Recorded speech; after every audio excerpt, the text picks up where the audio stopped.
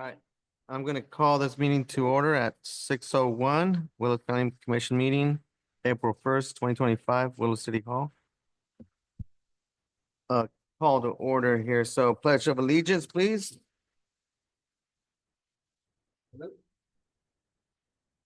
I pledge allegiance to the flag of the United States of America and to the republic for which it stands, one nation, under God, indivisible, with liberty and justice for all. Okay, roll call, please. All right. Chair Bobadilla, Present. Vice Chair Brat. I'm sorry, I'm not the vice chair. Oh, I'm sorry, Commissioner Brat. Present. Okay. And Commissioner Vice Chair Valencia. Present. Thank you. Any changes to the agenda? I would just like to note on the agenda, it's correct on the minutes, but on the agenda, we have Maria Ehorn listed as the vice chair, and she's no longer a member of the planning commission, so. And that. No other changes. The vice chair. Thank you. Thank you, Commissioner. Perfect. Okay. Public comment consent calendar forum. All matters on the consent calendar are considered routine and approved by one motion and vote unless commission members or the city planner first request that a matter be removed for separate discussion and action. Individuals wishing to address the commission concerning consent calendar items or regarding matters that are not already on the agenda are invited to make oral comments of up to 3 minutes at this time. Please address your comments to the chairman and commission members and not to staff and or the audience. By state law, the commission is not permitted to undertake any action or discussion on any item not appearing on the posted agenda. If you have any documentation you would like distributed to the commission, please mail it to the city planner at 201 North Lasson Street, Willows, California, 95988, or email it to planning@citywillows.org. Public comments? Okay. No public comment, minutes of approval. Can I get a motion to approve the minutes? I'll move to approve the minutes. Second, Oh, second. all those in favor of approving the minutes, say aye. Aye. Opposed? Abstained? Okay, minutes passed. Public hearing.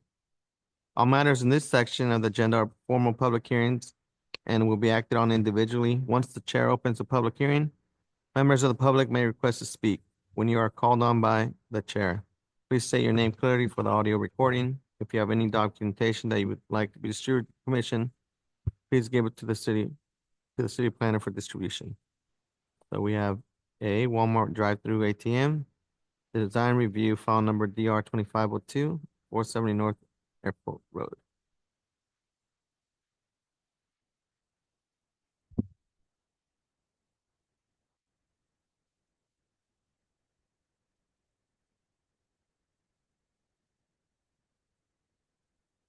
All right, thank you. Good evening. Are you able to hear me? Great. My name is Delaney Garlick. I am a contract planner for City of Willows. Want to thank the chairman and members of the commission for having me this evening. I'll be presenting to you DR 2502. It's a request to construct a drive-through US Bank ATM in the Walmart Supercenter parking lot located at 470 Airport Road in a general commercial light manufacturing plan development zoning district.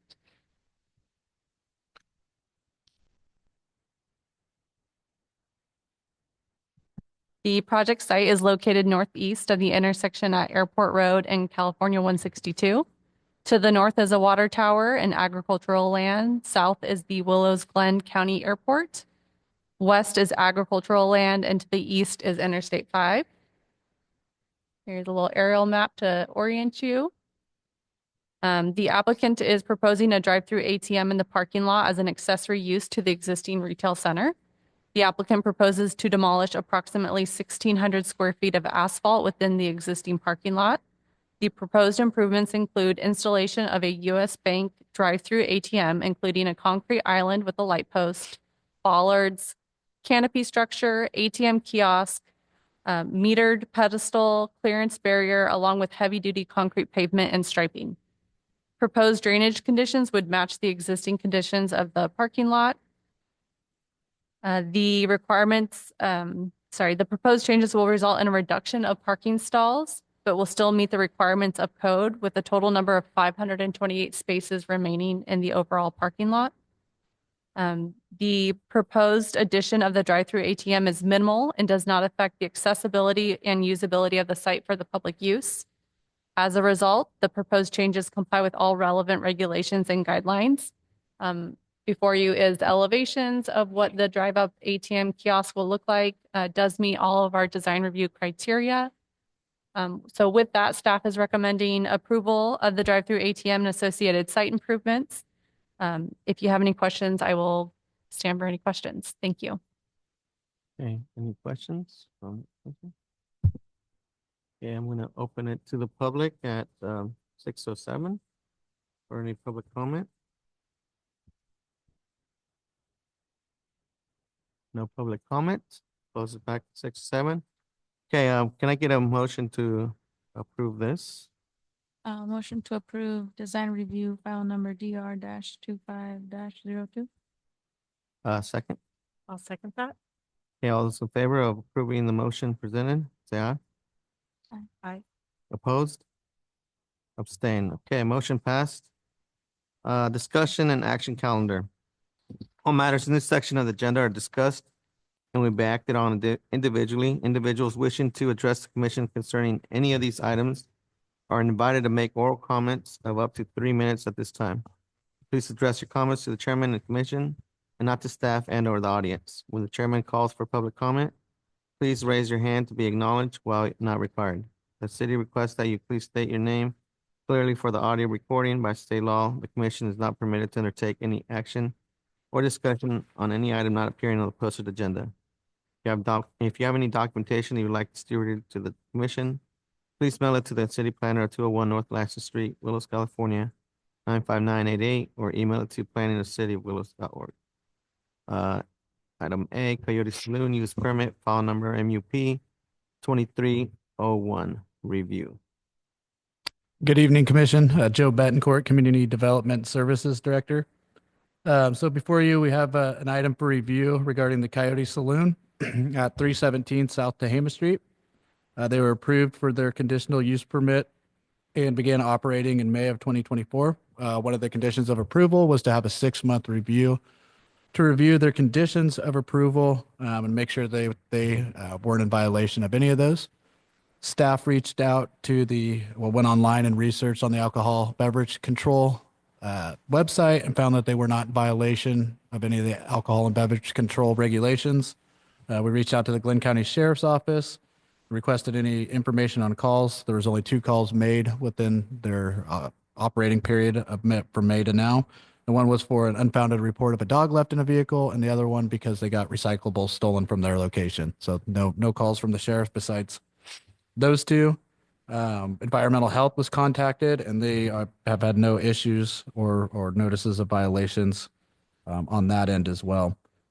So overall, they've had a pretty smooth operation in this first 6 months.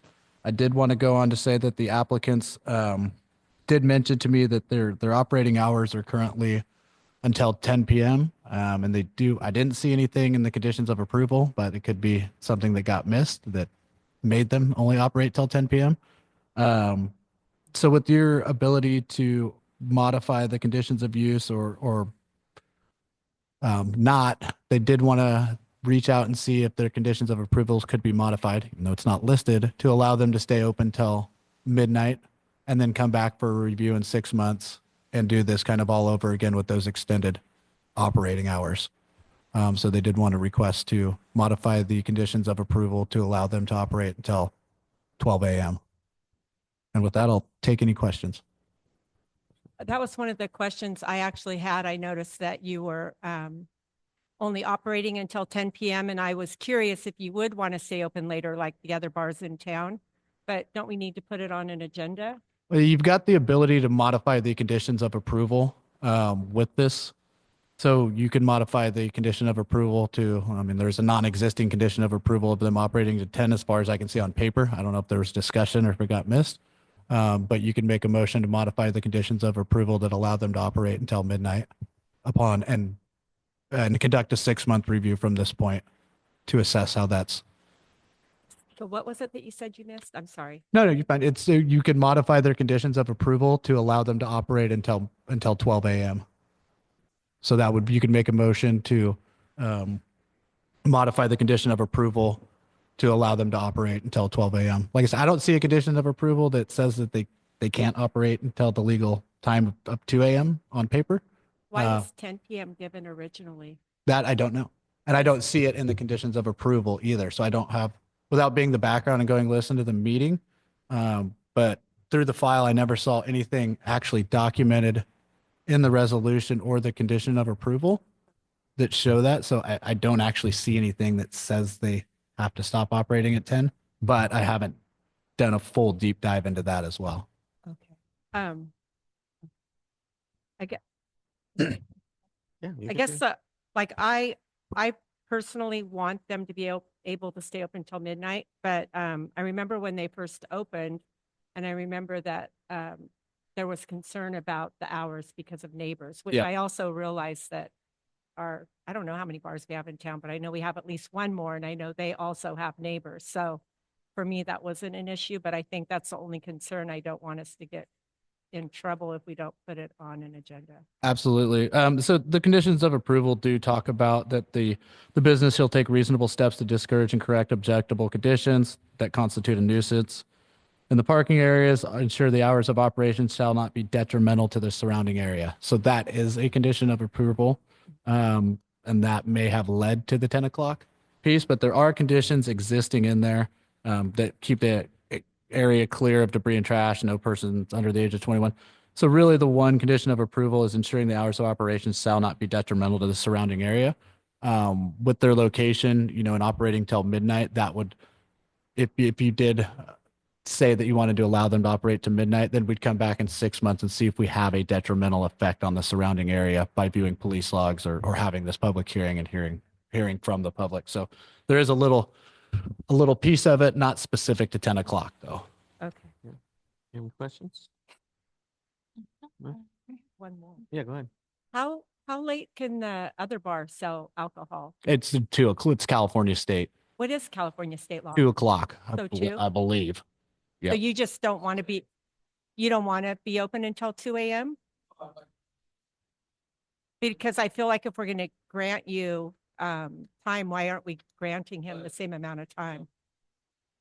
Oh, well, I feel like. You could definitely do the 2 a.m. whether they choose to I mean, you exercise can that, close right? Whenever you want. Yeah. But I just feel like if we're going to do this, then why aren't we offering him the same opportunity? Absolutely. And if they did have a special event and, 4 times out of the year they stay open till 2, then they would have that right as well. It is totally open up to you guys on that. I'm going. Yeah, from what I recall, again, I think it was the major concern was the neighbors. Yeah.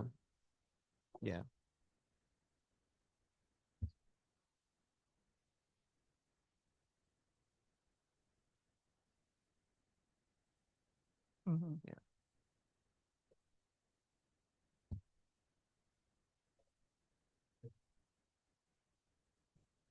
Yeah.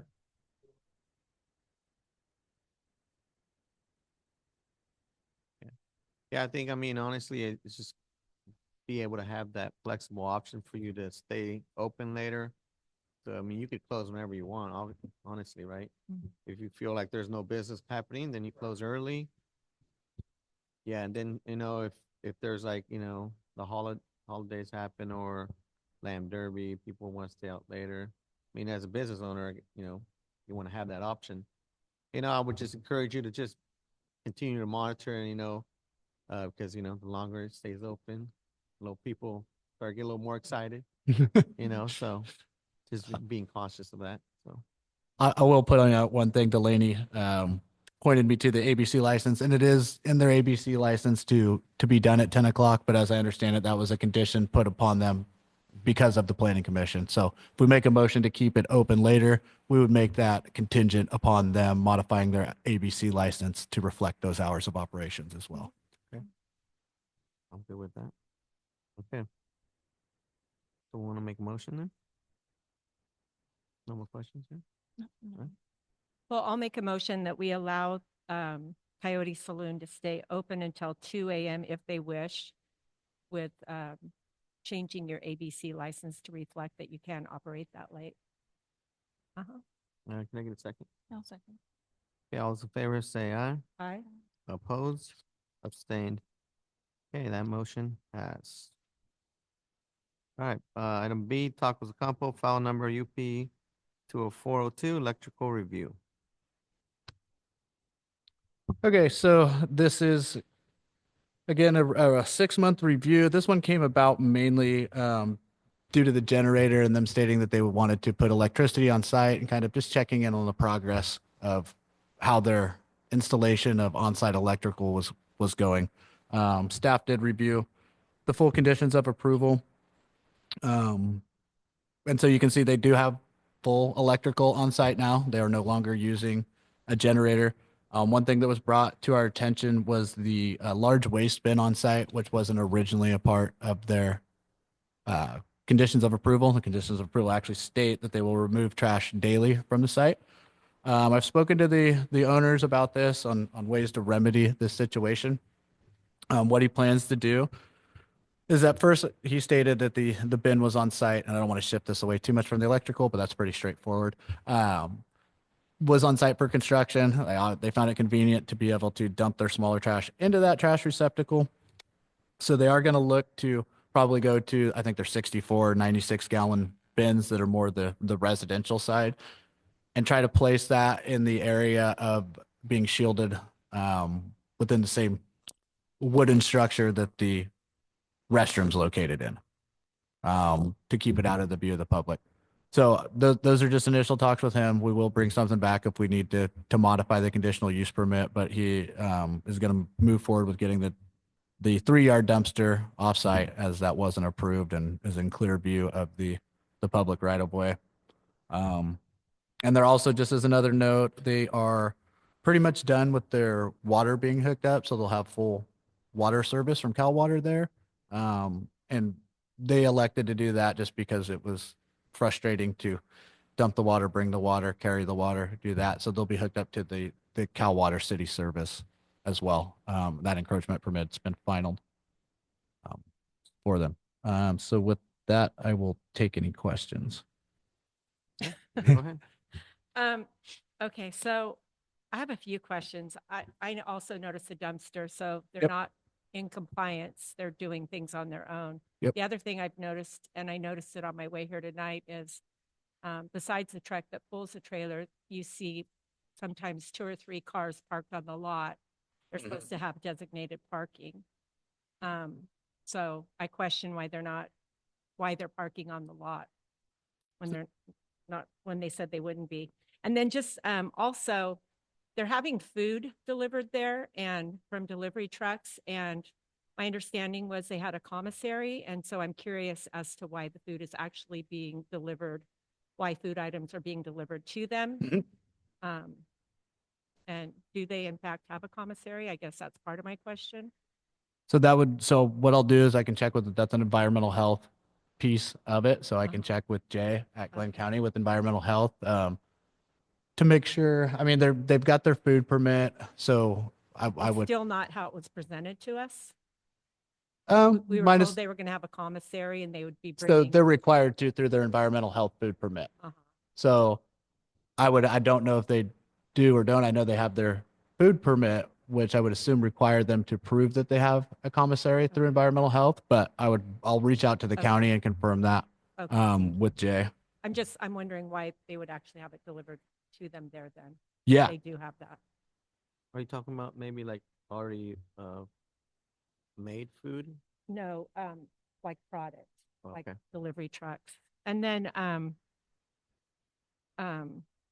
I sound so negative and I don't mean to sound negative. I've had their breakfast burritos, they're good. But the other piece to that too is that, because I drive by it all the time because I live in the area, and it just doesn't look like in the future they plan on having a meat market there. I mean, where the electrical box is located, the way the slab is, and I'm just curious if they've changed their plans or if they're just going to change everything, which will be more costly to them.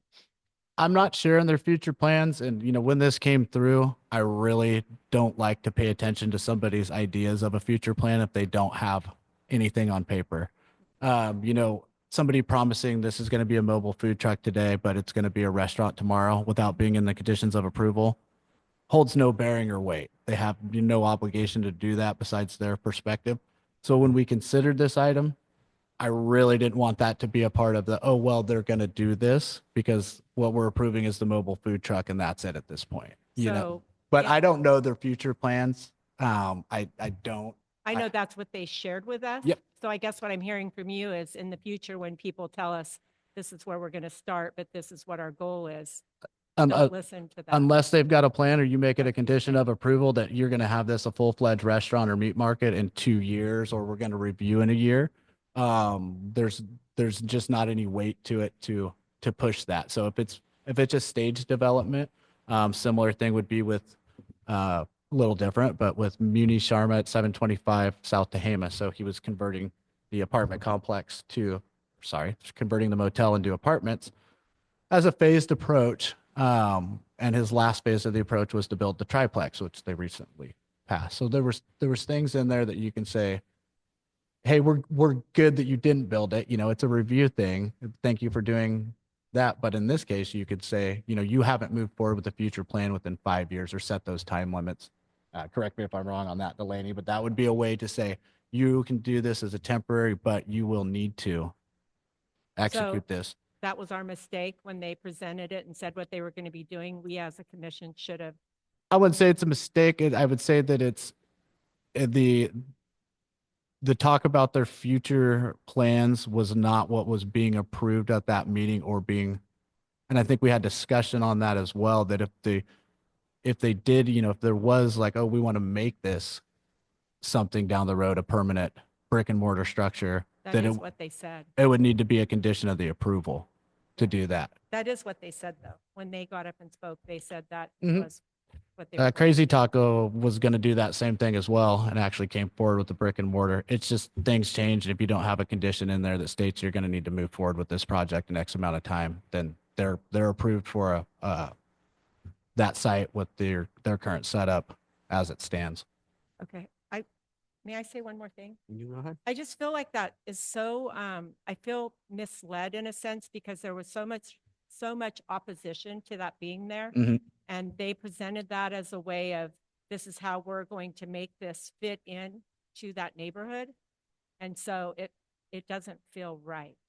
So I'll be sure to start asking those questions. Thank you. Mm-hmm.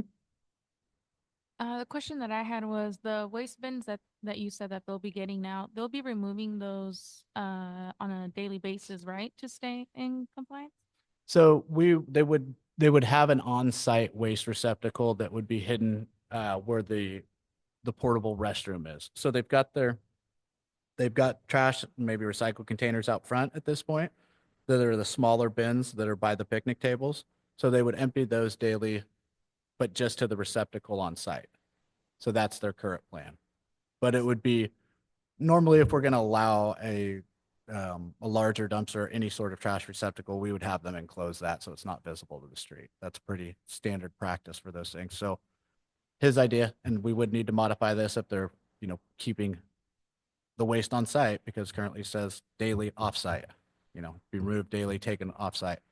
So the options I presented to him were find a way to enclose it. We can bring it back to see if the planning commission is willing to modify your use permit to leave a trash receptacle on site if it's hidden or blocked with something nicer looking than a trash receptacle, or you can take your trash off-site daily and remove the bin.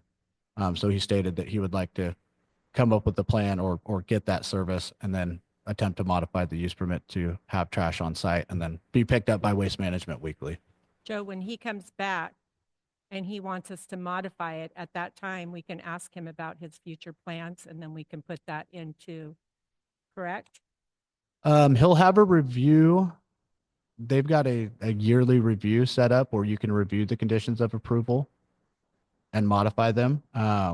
But I'm honestly not sure, Sherry, on that question, but I could, Is that, Commissioner Brat, sorry, no, it's fine. that I can look at. But I can look at that and see what I'll probably do is go back and look at what was discussed, what was said, and where we ended up with that, and then I can report back on that to Okay. you guys. Does that work for you?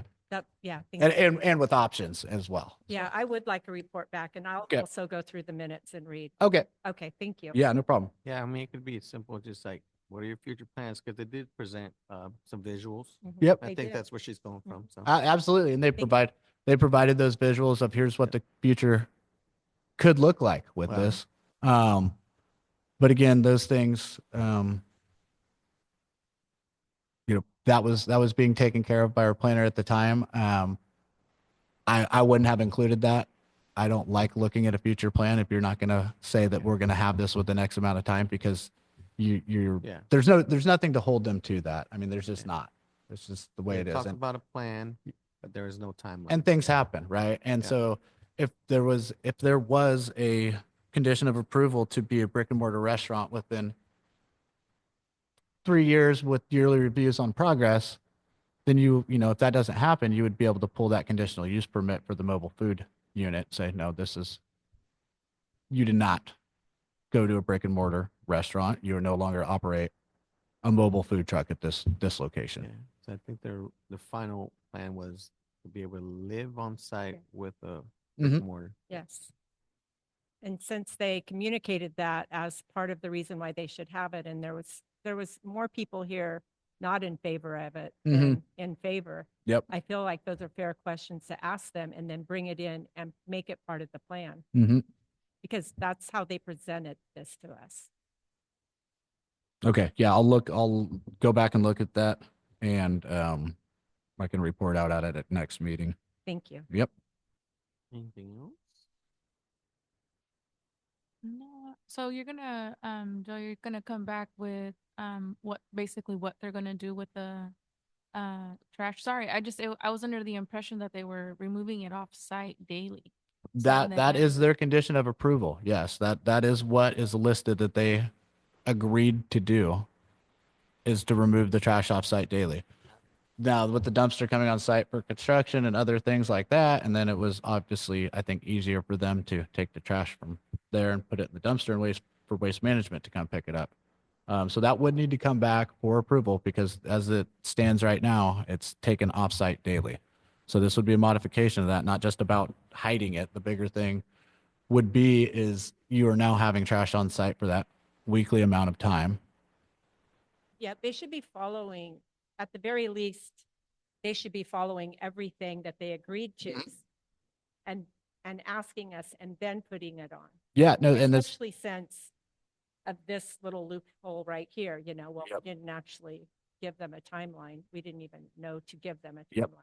and with things like this that are outside of a building permit or outside of those things where we can regulate them, our basic, our recourse is, hey, you said you're going to do this, now you're doing this, you need to correct this, or I we're gonna understand. yeah. And so understand it's a trust issue. When somebody comes up and wants something, then they need to fulfill what they're telling you they're going to do. yeah, If absolutely. they want to change it, then they need to follow the rules to change it. And that's with the conditions of approval being in place, that's where we can come in and say you didn't follow these, and then we can look at modifying or or doing things with their conditional use permit if it warrants. So we're gonna need a motion for the electrical review, because I believe they got that done, right? I'm not sure what we're approving. That they have a box, Yep. that's all? Yeah. Yep. We're The making a electrical- motion to approve that they have an electrical box. I They think wanted met that. so you guys wanted it to come back to see, because they did say that they were going to have electrical, so you didn't make it a condition that they make progress on that. So that is something that was in writing. You wanted it to come back in 6 months to see the progress. The progress is they've completed it, probably miraculously, dealing with PG. Honestly, we really didn't expect, but we wanted to. It was wanted to be seen. You direct staff to make sure that something's happening. So they did accomplish that within the time frame. So it's not necessarily a review at this point, but we did say that we would bring this back for a review.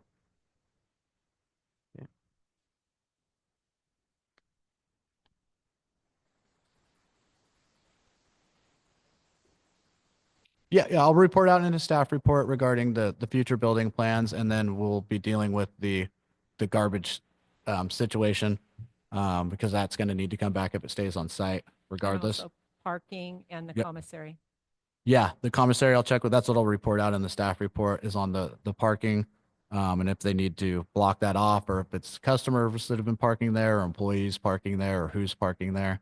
Like you stated, they were approved for off-site parking because they have parking in front of the building, so they're not required to have on-site parking is what that exemption gets them out of. But accessing through that alley, is that appropriate? Are they allowed to park on the slab just because they were excluded from providing on-site parking? So those are things that I'll look into on that. Motion?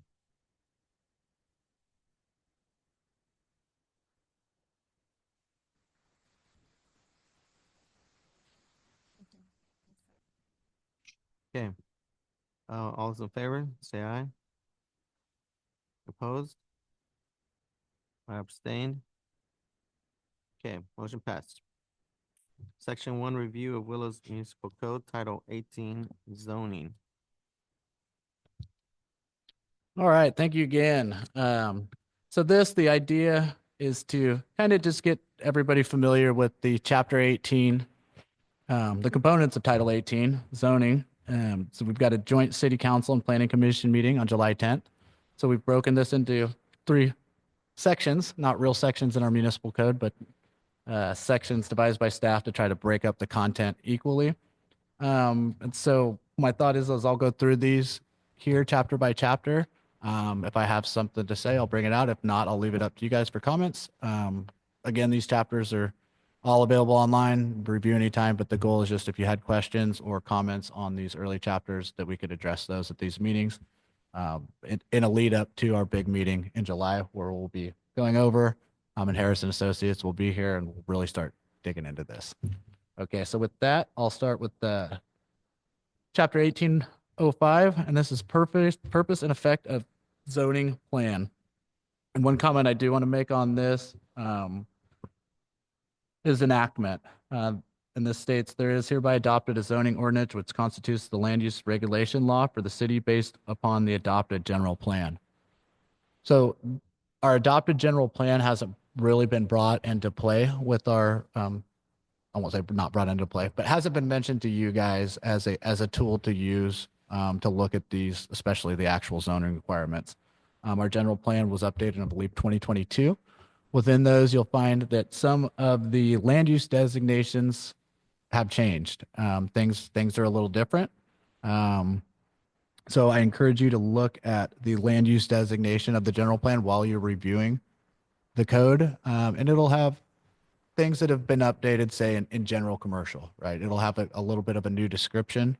So as you go along through this zoning portion, that land use portion of the general plan can be a little bit of a guiding document on where that direction was going when it was recently approved. With that, you guys have any comments or questions? I would say, just for visual learning purposes. Mhm. Is there any way like there's highlighted portion of what's been changed from the old to the new? So when we sit down, we can kind of see this was what's changed. This is the current. From the general plan to Yeah. we can definitely work on something like that. Especially on the major points when we get into the zoning pieces of it.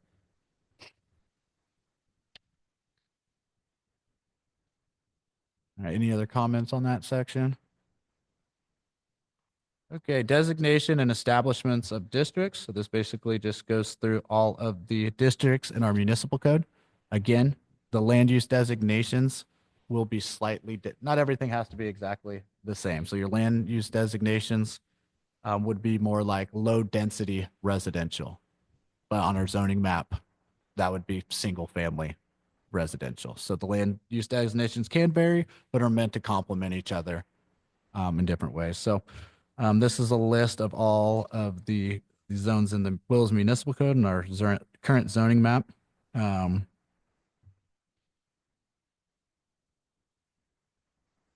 And then it talks about our zoning map in here, which we're actually working on updating with our land use map. So that's another thing you guys will be involved in, and some other zoning map amendments. That's all I have on that.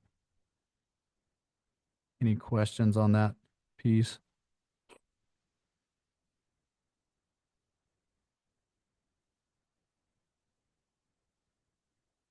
All right, I'll move on to enforcement.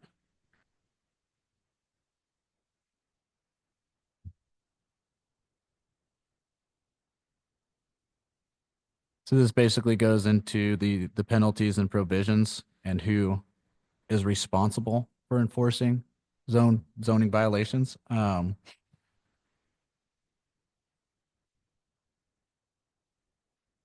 let's talk about that. Who is responsible?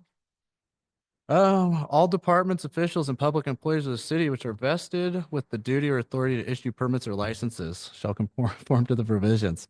So with the zoning piece of it, we would basically, our process when something goes through zoning, I'll use a recent example here because it's probably going to be part of my staff report, so I can just go for it for now. With the commissary that was recently passed at 125 West Willow Street, which was the building in addition to the mobile food truck. They submitted plans for their building recently, but they also have several other conditions of approval, which were to redo the sidewalk in certain areas, redo the concrete pad, several other things. So when they submit those building plans, and we're trying to get a lot better about this than has been done in the past, is we're not just accepting their building plans. We're gonna make them put all of the work in a single plan so we can issue it under one permit. So that way, if that work is not performed, that permit is never finalized for it. So we really tried to catch it on through the building process. And other than that, for conditions of approval, it's on staff, which would be our code enforcement officer, Tara Rustenhoven, our permit tech, or myself. Code enforcement officer is not going to be aware of conditions of approval. He will catch code enforcement violations. So currently it's kind of on us to monitor and try to track when we review these conditions of approval. We're making site visits and we're really checking in that all these boxes have been checked.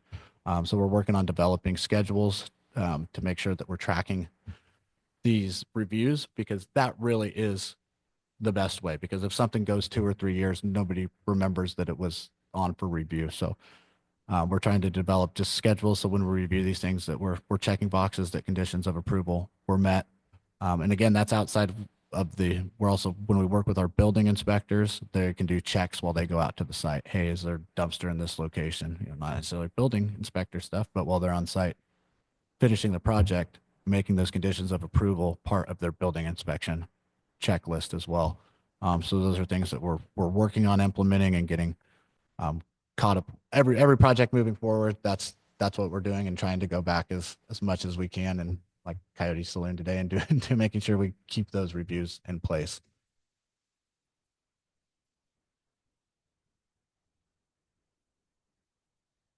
Any other questions on enforcement?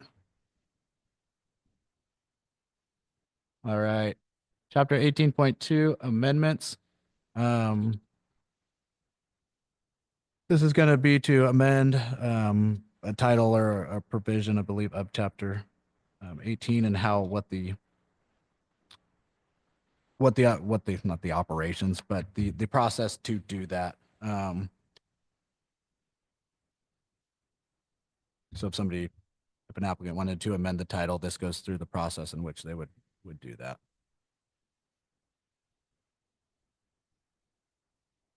Any questions on that process? I'll let you guys check it out too.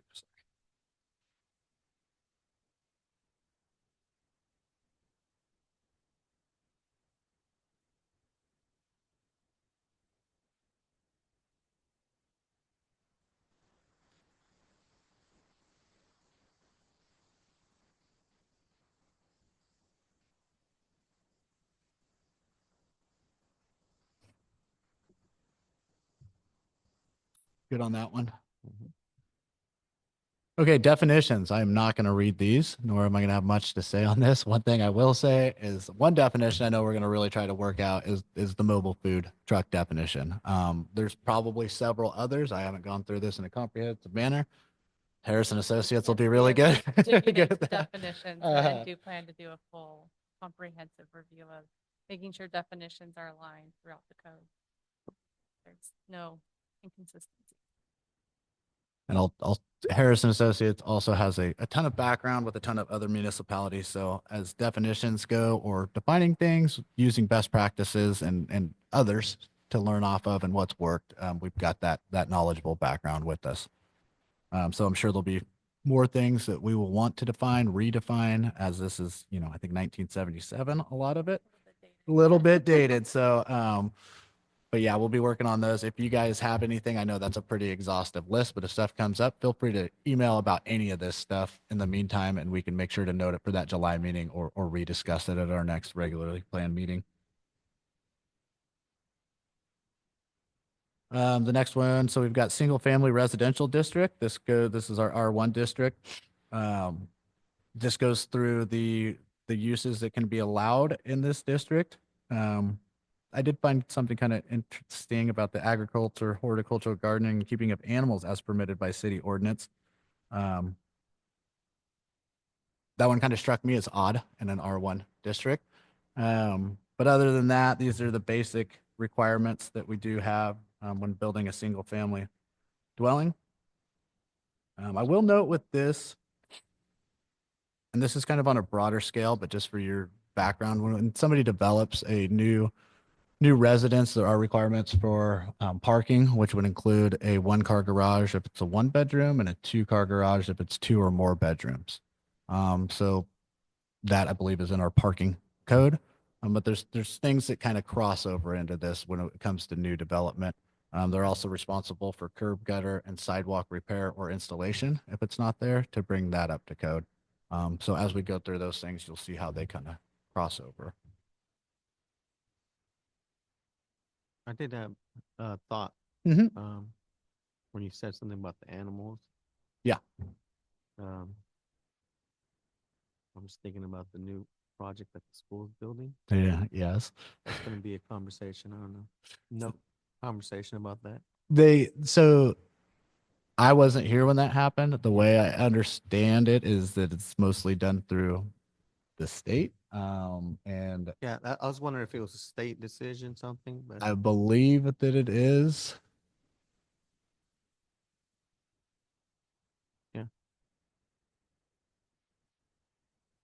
Mm. that's what I figured. Okay. I just know people are gonna ask about it. Absolutely. And I think Lori did about as way better than I could do to describe it. Sometimes the courthouse is another example. Not that they have animals there, but they run it through their state projects. It's not a lot of local involvement sometimes. And unfortunately, that might be that's something we can work on. Community service, community service. Does the state ever, not to take us off on a bunny trail, but does the state ever? It's so interesting that the state can just make that happen over the city. Was there anything that the city could have done? I think they looked into it. Like I said, I think they dove as deep into it as they could because obviously there was a lot of contention over this being put in the middle of town. But as I understand it, it was pretty much what Lori said. And I don't think that our legal had any way that they could fight it.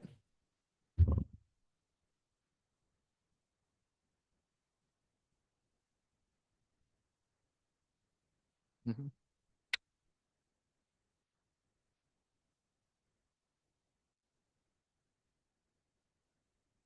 Yep.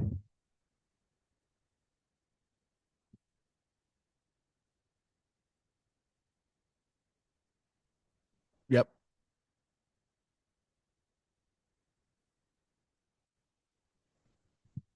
Will the city be able to monitor that?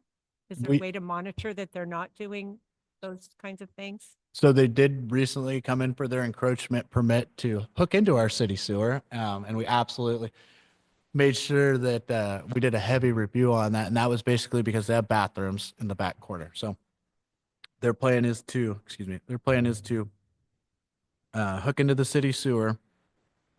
They've applied for the encroachment permit. I don't know if it's final. The work's doing that for the human bathrooms, and then the animal bathrooms. Basically, I think they're all kind of floor drained inside the building, and then they pipe out to a storage holding tank that is pumped out by a company and taken offsite where that's handled. So we made sure, my city engineer and me a little bit, to make sure that there was absolutely, no way that that would be going into it. No cross contamination. Yeah, you can't do it.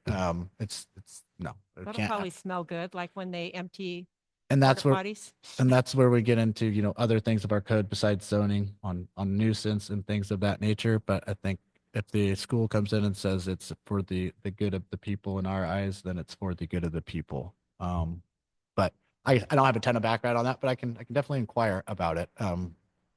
But as I kind of understand it, they looked into it and there wasn't much, like I Lori mean, said. it was just, for the heads up, because someone's gonna come out of nowhere like, well. Oh, they've been coming out of nowhere. Yeah.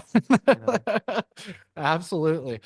know. Yeah, I've got the same kind of recollection that Lori brought up, that it was, you can push back if you want to, but we will go ahead and do this. Yeah. We'll probably have a whole city with goats and pigs and sheep in it. Yeah, it's an That's good for the interesting, school. it's an interesting idea. Yeah. Be interesting. Okay, next one is R2, two family residential district. Residentials and medium densities, this would be your one or two family dwellings. Again, we've got the agriculture and horticulture, gardening and keeping of animals. Maybe that's what got us into trouble. Um, yeah, just loud everywhere. Yeah, so this is again just kind of your duplexes, things of that nature. One thing we did want to look into, the conditional uses are another thing that we want to check out. We've had, churches be a hot topic of conversation in residential uses, and other things. So just be cognizant of that if there's things that you think don't fit there, or hey, this might fit in a kind of medium density.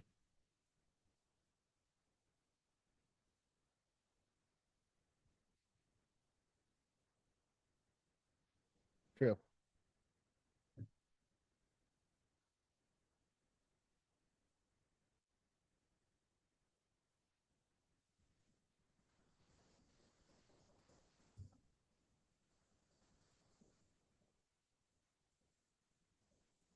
Mhm.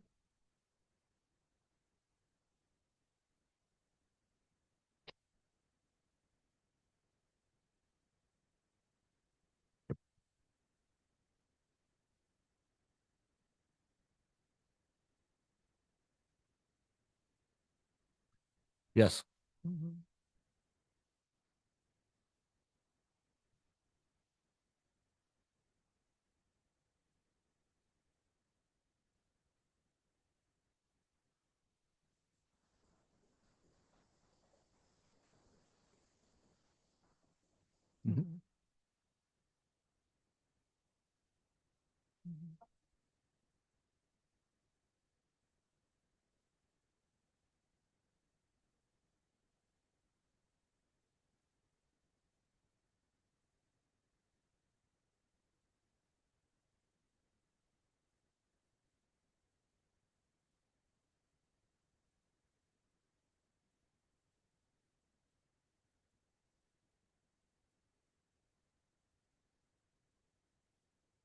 Yeah,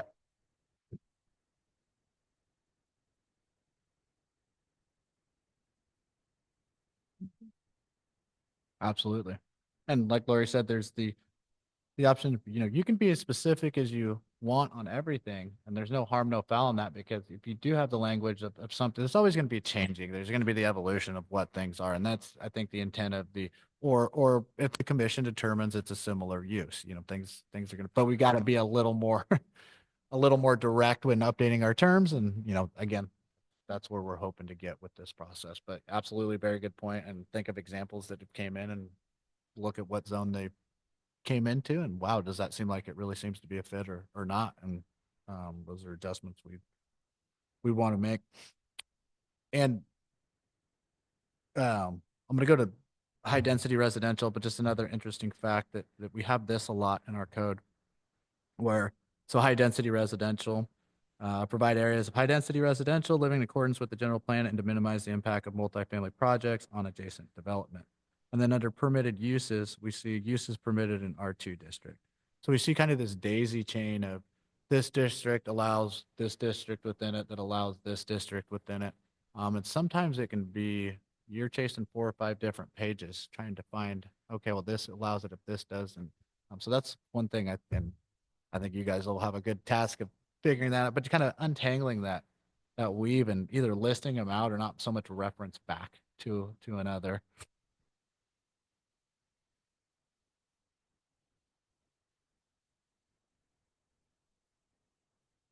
Yeah, absolutely. And like Lori brought up the exercise studios, we've seen that quite a bit where conditional use permits for, say, the jujitsu in town, um, in spots where I think it might fit in my head don't line up with our code, you know? And so, Marshall, I think we've got a specific, mice, yeah, exactly. And it's, you know, how we differ, do those things need to be differentiated upon? Maybe not. Maybe they're all inclusive. So R3 again is just the multifamily.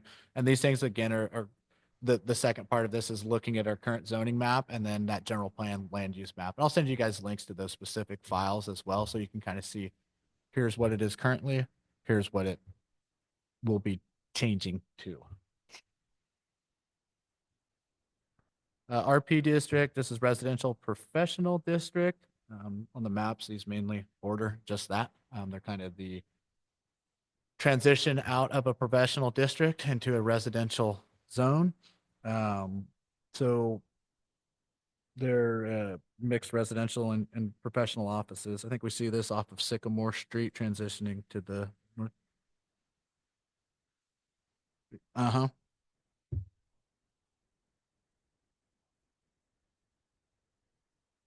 Uh-huh.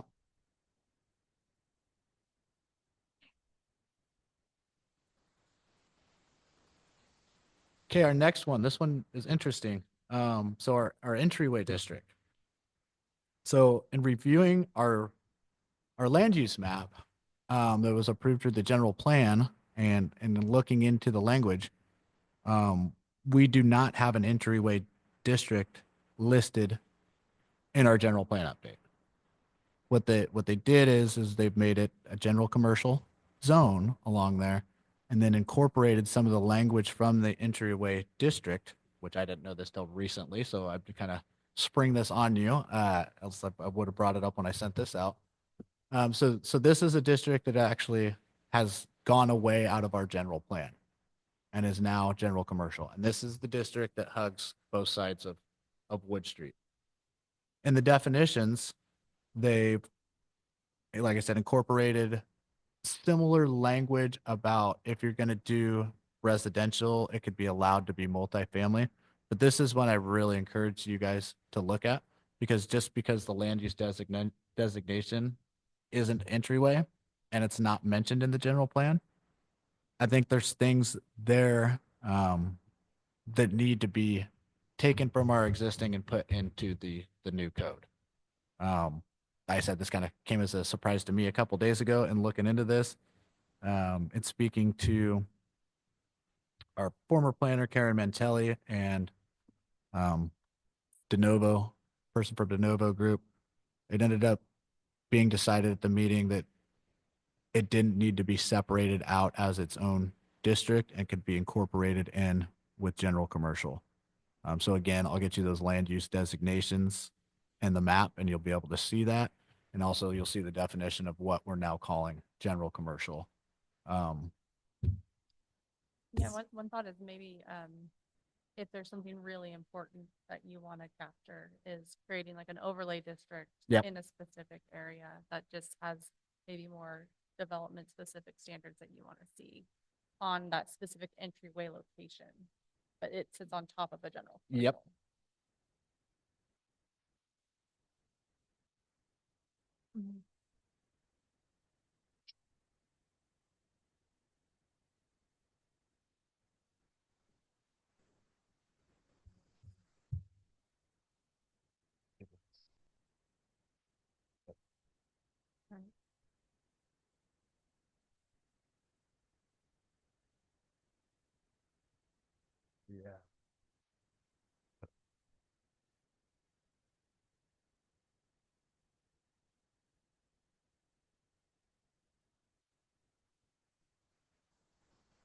Mm-hmm. The current code right now, yeah.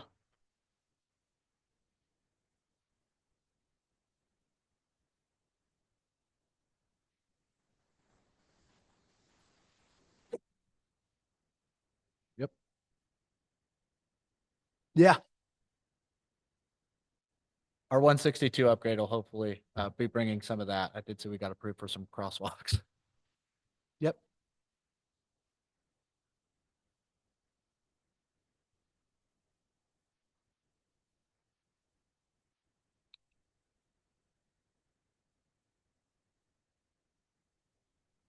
Mm-hmm. And we'll definitely want to look. I mean, it was, I didn't expect to see, I didn't see it on the land use map, but I still expected some language in there about an entryway district, and it was not in there. So basically everything's been absorbed into general commercial. But like Lori said, those are things that we need to, there's the intent to keep it, everything that states about entryway is aesthetically appealing corridor, keeping it looking like residential, but being businesses. So should that language come back then? That's something we're going to discuss. Um, and that's going to be the purview of the council, the planning commission, and, amending a general plan possibly, because I don't know how that looks legally if we don't have the language in there. So there's a lot of question to that.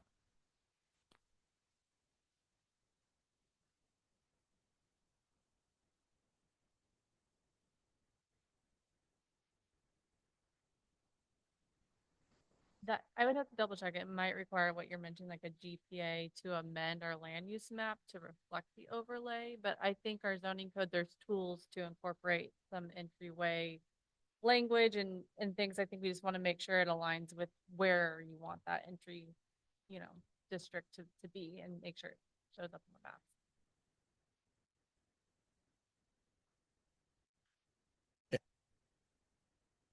It really, when I talked to Karen Mantelli for the first time, she did not recall it at all either. I said, it's potential a mistake or what, but and De Novo, he pointed, and I'll get the minutes to you guys. It was discussed. I need to confirm, but the way it looks now, um, and I'll jump into our next two because it kind of relates to this real quick because we've got so general commercial and central commercial. Central commercial is on our zoning map. It's not an overlay. It is a central. It's got its own color. It's got its own definitions. And then general commercial is its own, but they do reference each other. So in the code, you'll notice on general commercial, it says uses permitted in the central commercial district. That's number one. So you're basically allowed to do everything you can in central commercial. Plus, you can have pet shops, mortuaries, different things of that nature. So in the general plan, we do have language about central commercial in there. But the land use designation does not have an overlay. And I think if that would be probably easier to get do an overlay of that or have it in there because it is mentioned in the general plan. Like I said, we can get into those things later, but, yeah, so bouncing back to this, with Central Commercial District, it's a portion of downtown that goes approximately from Lassen down Sycamore up to Tehama and runs north and south up to Wood Street and Laurel, maybe a little past, Laurel. I think it is Laurel. I think that is Laurel. So, it's a district like pretty much has some additional things that can be allowed. And in Central Commercial District, again, when we talk about our, I don't want to get into the definitions because we're looking to change those, but the transient or mobile business, the only place that those are allowed with a conditional use permit or at all is in the Central Commercial District. So if we're saying, so let's take it that we took it as a transient business and it's a guy pushing a cart. So the only place that he's legally allowed to apply for a conditional use permit would be in Central Commercial. So, those things are what we want to look at. And when we get into the zones, if we start talking R1, well, we've got a lot of the city. So if we want specific things to be allowed in specific areas or not at all, and this is, again, older code, and maybe that was the thing. You wanted the peddlers, downtown. Do we want that now? That's the discussion for that.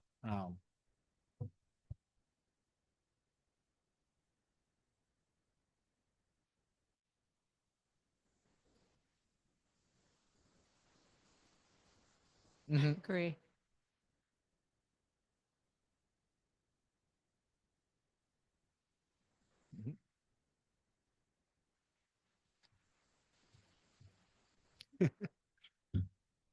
Yep.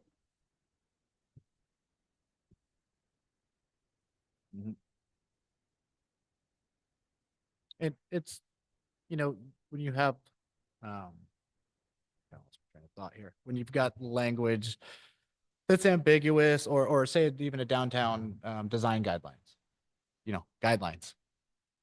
If they're not in the code, if they're not put in there, so those are also other, and that's in 2005, maybe an older document. 5 years off. Look at me. But that's also good information that, you guys may want to look at for central commercial and things like that. So we'll really try to get you stuff for the zoning. We've got a lot of different things in here. The architectural review board is going to be big. The sign law, parking, but those are kind of procedural reform. I think your zoning is the meat and potatoes of how you want to see our town. At least, what they want to allow in certain areas. And I don't know, I'm a PR guy, I guess you could say. Making sure you front load the public of changes to come. Yep. Or decisions that are being talked about. So that these new changes come abruptly and there's all of a sudden, I didn't know. Yep. And we've got public meetings we'll be looking to hold. We want to get a little bit of bringing everybody together finally, I think is a great thing on getting everybody's opinion and do this joint city council meeting and have something for them to look at and understand before we do those public meetings. So that is definitely the game plan. The public opinion is as important as any elected or appointed official. And when everybody knows that we want to hear from them. And a lot of times it's more eyes on things, the better. It never hurts to hear an opinion. So, and with that, if you guys don't have any more questions, I think that's good. And like I said, please feel free to email me or remind me of anything you want to see at the next meeting, and I'll make sure to get it incorporated into that. It's as easy as that, or stop by and chat. Sounds good. Okay, we got a vote on this one or what? Yeah. What did I do this under? Sorry, this is just direction to staff. So Just yeah, direction, I don't okay. think you need to make a Okay, motion I on was gonna say. anything. Yep. All right, so comments and reports. Comments? Thank you. Somebody got to be the bad guy eventually, so you're gonna go enforce things. Yeah, any staff reports then? I will. So something that's been kind of coming through to us again. This actually relates to the entryway district. Is 510 Lasset Street, which is right down the road here. That's 510 Wood Street. Yes, thank you, Delaney. The red building used to be Land and Engineering. So the applicant was wanting to convert this to. I'm just gonna give you a little background on this. I won't go too far into it, but they're planning on. Yes, yeah, absolutely. So yeah, they're looking. There's my memory. But yeah, they're looking to do a variance. Harrison Associates looked up. Variances are usually used for setback requirements, smaller things like that. There is the ability to do a land use variance that's requires 3 or 4 more things on top of what you would do on a normal variance. Additional findings. Yep. So we've informed the applicant. So that zoning district does not allow for residential to be built on Wood Street. If you're one removed from Wood Street, you can apply for a conditional use permit, like the or the modular unit that's into behind it, if it's undeveloped land. Once it goes to commercial, there's no avenue through a conditional use permit to go back to a residential unit. And we've sent them a letter explaining that we don't, how the general plan reads and the current code reads, nothing's meant to go back to residential. Obviously, if your house is built there, it's an old Victorian, nobody's going to, it's in the code that you're good to go. So the understanding is that they're going to continue to move forward with this variance request. So that may be something coming forward to the planning commission. And that would be asking for a variance of land use in the entryway zone to turn a commercial back to residential. as a single family home. So that's probably the biggest thing we've got upcoming. Good.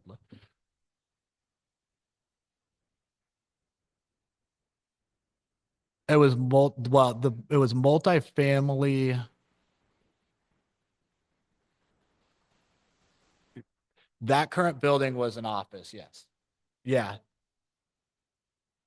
No, that building was never, there was multifamily residential there prior to them demolishing it a long, long time ago. Was what I saw in the file. And then that building got built, but was an office in nature the whole time. Yep. Yep. And since if if that would have been residential and sat there, he maybe could have made an argument to keep it residential, right? It was there before the code, but it's been it's been commercial at this location. So and like I said, he'll bring it before you. Just want to give you a heads up that the way we read that code is that that's not an allowable use of that designation, but we'll have a full staff report if he decides to continue with it. So right now we're waiting on his responses to the additional information for the land use variance. Is there anything that we can do to get him to clean up the area simply because he does have a business in a business area and it looks horrible? So what that would do is go through, well, probably weed abatement at this point through our fire chief, which he's getting ready to do. So that and not wasting code enforcement effort is probably how we're gonna go about that. But I do want you guys to know that it's a code enforcement in general, maybe not the biggest planning commission thing, but we're definitely going after properties and trying to get them cleaned up. We've kind of got back on track. We've got a new code enforcement officer we're working with, who's police, and he knows the gig, and it's been really nice to work with them. So we're really trying to make a lot of progress on getting these code violations taken care of, abandoned vehicles, overgrown yards, things of that nature, and track them, stay on top of them, and come abate them through the proper procedures if we don't get voluntary compliance. So that's high on our list of priorities, and very confident in the last month or two on progress and what I've been seeing out of our code enforcement officer. Thank you. I think that's all. Um, Oh, one more thing, sorry. Not really. Want to take the opportunity to give a notice of a public meeting for discussion of possible state CDBG application. So we've applied for a CDBG grant, and we need to hold a meeting for that grant, and this will be for cost to develop plans and specifications for planned road rehabilitation work. So it's approximately $244,000 that we can be awarded. Basically, this is just a public input that they can come talk to us about comments, concerns, what we're doing. And that'll be held on Sunday, April 13th at 6:30 here at the council chambers. You said Sunday, Yeah, unfortunately. April 13th at 6:30? 6:30. Yep. And it's a general conversation. It's a requirement to hold a public meeting, not a public hearing.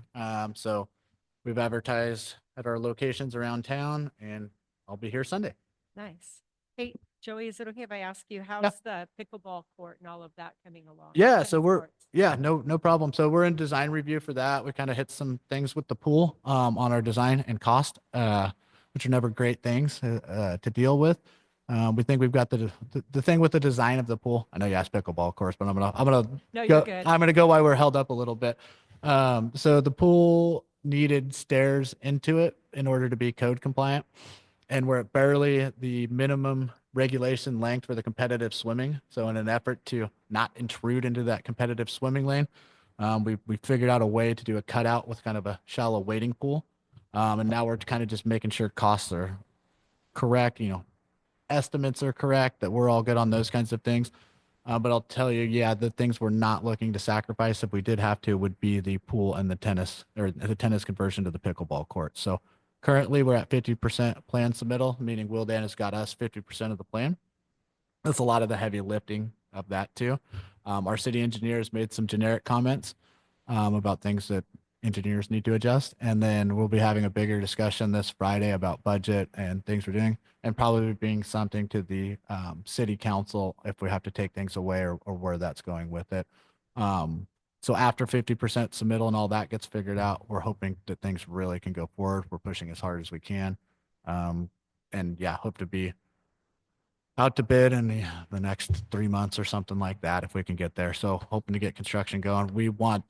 I'm making a promise to myself too. We will be open for swim season next year, no matter what. But yeah, things are we got a little bit to figure out, but nothing that is, But they're moving. but they're moving. Yes.